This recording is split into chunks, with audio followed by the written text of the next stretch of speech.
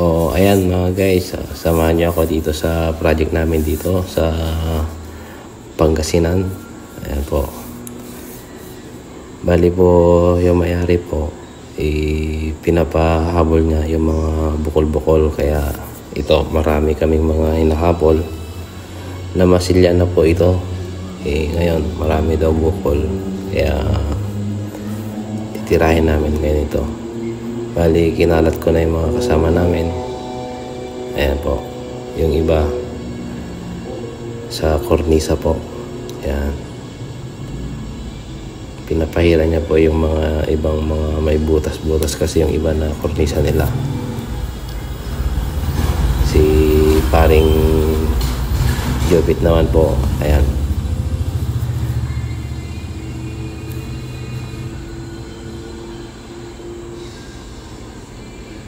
laki-laki po kasi itong gagawin namin project.